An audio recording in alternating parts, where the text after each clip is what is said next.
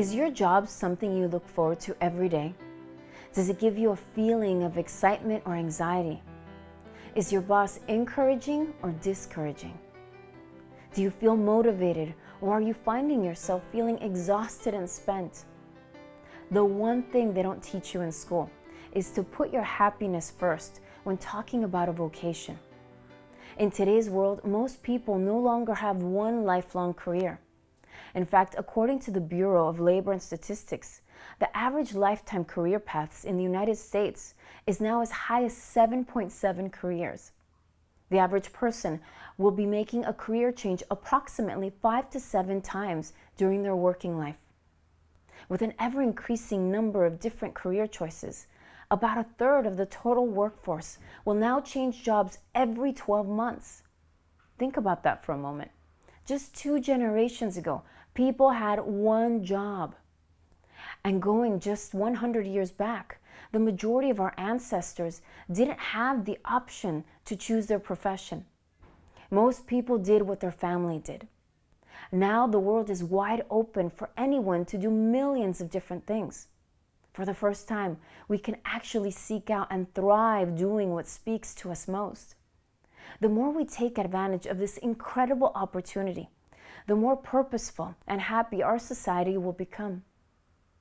You may have heard the saying, if you do what you love, you'll never work another day in your life. Those words are true. Think about it. Your time is all you really have in this world, full of discovery, beauty, and mystery. And for the first time in thousands of years, we have the ability to work in almost any field we desire on some level. Think about your job for a moment. Is your job your hindrance or your happiness? Do you find that your job is your #1 priority and you're so preoccupied with work that you don't give yourself enough time to take care of you? People who work in such industries such as entertainment, advertising, Wall Street, and fashion and law have some of the most demanding jobs in our modern world. These are jobs that will many times push people to the breaking point because they require much more than just your standard working hours and often demand the work of more than one person. Especially when the economy is not the best, it's common for companies to hire one person to do the job of many and pay them less than what they had made before. Some of you may be experiencing this right now.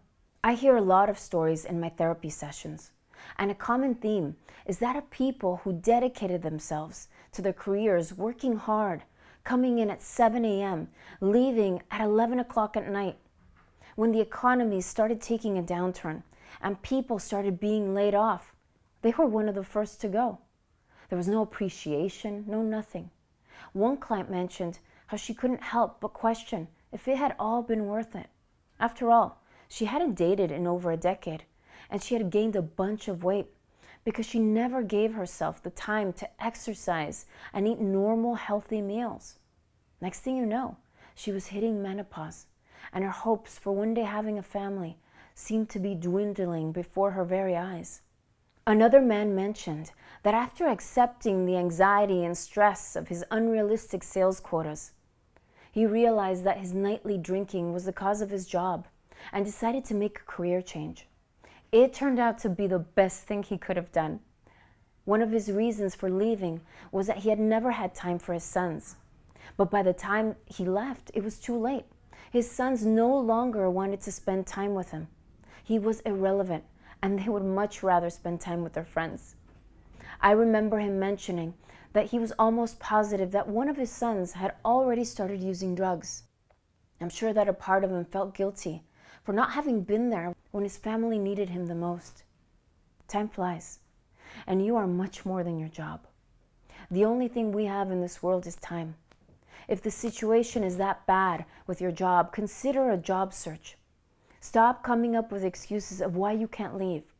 And don't tell yourself that you're not going to find the right job. People often do this until they're at a breaking point and they can't take it anymore. Have a good attitude and start. One of the things that I've seen in clients making career transitions is that it can take a while, so you might as well get on it. Some of you may have great business ideas, but your fear and limiting beliefs have kept you from really researching and moving forward on them. I really do believe in that Joel Osteen saying that God wouldn't put a desire in your heart if it wasn't because you're supposed to do something with it. Listen to your instincts. You know which one. The one that keeps gnawing at you. If something calls you, it could be a business idea or hobby. Listen to it. Do something about it. In doing so, you will bring yourself a lot of joy and happiness. Nobody knows your situation the way you do. So carefully weigh out the possibilities so that you can create a good game plan. If you have to endure a situation for a bit, then keep a positive mindset and do what you can do to take care of yourself. Start making your life your first and foremost priority. In doing so, it will make a positive difference in your emotional well-being. For more information, visit sashacarrion.com.